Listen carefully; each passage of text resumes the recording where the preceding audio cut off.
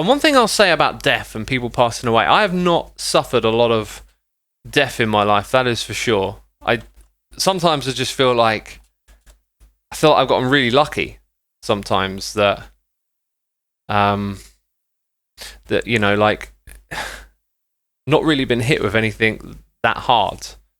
You know, like, elder relatives have died, and that's, you know, kind of to be expected when they're older. But the thing I always think about death is that, like, who someone is to you is how you remember them. All the moments you are with someone else, they're finite, but like your memory of someone almost feels infinite.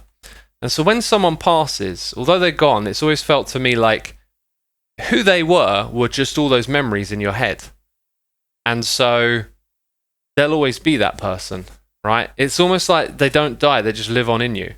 And that's kind of how I think of that kind of stuff myself. And I don't know if that's of any help to anyone, but if it is, you know, the way we think and feel about stuff can be of help, of course, if it works for you. Not every way of thinking works for everyone, but that kind of works for me, you know. Like, for the people that are passed on that I've known, it's always felt like they never really passed. They're always there, like, in your mind, if that makes sense. I feel exactly the same about people dying. They live on in your heart, says Taubar. Yeah, in your heart and in your memories. And in a weird way, I feel like other things that people do, people we don't even know, like, things live on through culture and shared ideas. It's like an ongoing thing that we grow together as, like, you know, a species, a society. Hey X, I've been looking into Buddhism lately and interested in finding peace within yourself through cleansing to want. What's your opinion, says Henry Kane. You know, I've never really read any Buddhist teachings directly, but a lot of the stuff I'm interested in is blatantly related to that kind of thinking. And I'd probably, you know, enjoy learning some more, really. But yeah, like, you said something about wants and desires. I heard a quote earlier this year that expectation leads to disappointment. And boy, oh boy, did that, like, stick with me in a big, big way. Now I look at situations where things are out of your control and you have an expectation of what's going to happen, and then you get frustrated or upset when it doesn't. And just thinking about that, expectations lead to disappointment. I mean, they can lead to other things as well, right? Like gratification, but they also lead to disappointment. It kind of taught me to relinquish myself of expectations, especially with, like, other people and their reactions to stuff. Like, that was another thing I learned this year. It was like, I might see someone and, like, have something for them and sort of expect a reaction, or, like, you want to share something and you think they're going to be into it, but it turns out they're not. And sometimes that can make you go, oh, you know, like, disappoint you a bit. Not a big deal. But if you start with things that aren't a big deal, you can maybe apply them to bigger deals later on. Anyway, so then I start to notice, like, oh, I'll have this expectation of how someone reacts, and then it will annoy me when it doesn't go to plan or whatever. So, like, just like, let go of it. Let go of the expectations. Like, imagine you, like, worked on something really hard for someone, but there's a chance that they just could be like, about it. If you let yourself go of that expectation and just let the reaction be whatever it is, you just kind of, like, free yourself of the burden of it. And for some people, you know, it's an interesting thing, because I think it almost seems like your emotions should lead your life sometimes. Right? Like, it almost seems counterintuitive in a weird way. Cookies says emotions suck. Well, negative emotions suck, right? But good emotions are good. Here's anyone out there who's got, like, some negativity going on, maybe, like, you're suffering with a little bit of depression, anxiety, or not feeling so great. Here's something, I don't even know if this works, but if I could have tried this when I was not as happy a person when I was younger, I do not know what the result would have been. But one of the things I did when I was practicing meditation, which I really need to get back into, because meditation would be super helpful, but I was following this guided meditation, and the instructions were to think of someone that you love and care about, and think about an ambition, a hope, a goal that they have, and then to imagine that that goal has happened for them, and that they are happy, and like, that you are happy for them. And in doing so, in just exercising, like, even though it's not real, just the thought of being happy for someone, like, I found my mood being lifted, like, really high. And you could just stay in that place when you meditate, you know. You're kind of paying attention to your internal goings on, including your emotions. And yeah, you could just kind of like hold on to that feeling of feeling, you know, very happy for someone. It was a very interesting exercise. And, you know, it's almost like it sort of ended up forcing myself to feel good, which is really, really strange.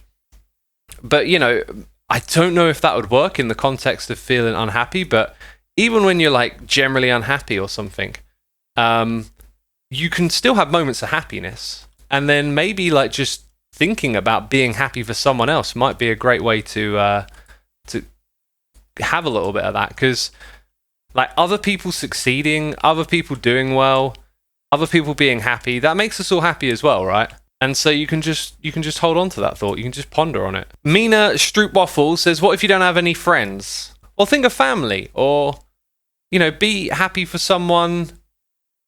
Because like no one's entirely alienated from anyone else out there. Maybe there's like, I don't know, a musician you like or a band you like. Maybe try thinking about someone like that. Although I don't know if that's a great idea or not, because I ain't no meditating teacher. Maybe it's important that you have to think on someone who's close to you. I don't know. But it's just weird that you can, like, it's almost like you're trying to think of something happy and then it kind of makes you feel that way. And I think it works because you're not just like sitting there and thinking, happy, happy, happy. It's like you're thinking of someone else. It's not about you. It's about someone else. Someone that you care about. And then all of a sudden, the idea of them succeeding or doing well just becomes very appealing. But without desire and expectation, where can passion and vision come from? Frustration is only one side of the coin. Wider Shins there with a very wise comment. I like that as well. As I did say, you know, like expectations can lead to happiness as well, right? When they come true. It's a tool to think that. It's a tool to be able to realize that it can lead to disappointment, right? So it's about when do you use it. And when I use it, it's at times when my expectations will have the potential to create a bad mood for me or to, you know, take me down a peg or something. But by relieving myself of that, I don't really deny myself any happiness or whatever that's there. But when it comes to being a creative and having passion for something, I understand that. I understand that greatly, because sometimes you've got to struggle for creativity and struggle for passions. But yeah, I think of what I was saying as more of a tool, like something you can use at a particular time, and then you learn when to use it, right? It's been a long time since I've been like really stuck on something creative, like writing a song and being frustrated because you can't quite get the next bit right or something. It'd be like very interesting to try that line of thinking next time something like that's like around, but I'll have to keep that in mind. Actually, I kind of do that already now that I think about it. Like when I get frustrated with Hermitcraft or creating videos, I have these like reflexes now to step back from what I'm doing and take a break rather than trying to like dig on through. And that's because I know I'm just getting myself worked up over this, like making a video, right? If I step back and look at the bigger picture, I've made almost 1,000 episodes of Hermitcraft. Like, I can't have much to complain about at this point, right? Hey, X, any ideas on having a better well-being and being less negative? I struggle with negativity quite a lot, says Blue Whale. Well, if you're aware that you struggle with negativity, then that's a great start. You want to pay attention to when those negative thoughts, that negative thinking comes into your brain space, right? And, you know, what I'd recommend is not to be like, oh, there's some negativity, now let's put a smile on this face and be positive. Oh, no. I believe in being rational, right? Like, a lot of the negativity in your mind, this negative self-chatter, it's not particularly rational itself, right? And if you can rationalize it away, that's a better place to pivot to something positive. Like, sometimes positivity isn't very rational, right? But if you're going to do something irrational, wouldn't you rather it be positive than negative? At least from a perspective of how you think and feel. I mean, just the other stream, we were talking about... Oh, jeez. Okay. We were talking about the act of meditating on thinking of well-being for someone else. Like, thinking of someone you care about a lot and then wishing something well to happen to them, and then feeling that that can bring you a sense of well-being and happiness. So, you know, you're not going to figure this out in one day. It takes time to work on how you think and how to change that path. But if you rationalize some of the negative thinking away, maybe you can replace it with some thought exercises of just trying to think of something, think of someone you feel for, and the idea of something nice happening to them. That's a great little experiment to do sometimes. It's like acknowledging the negativity but staying on the positive. Exists, but don't let it drag you down, says Innocent Soul.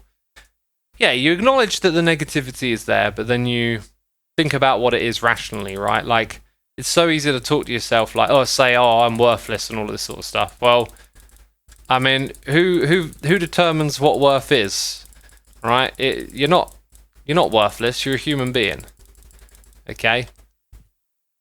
And as human beings, we all have something to offer in this world. And so a lot of those negative things that we think, they don't really mean, they're not really that real or rational when you examine them a little closer.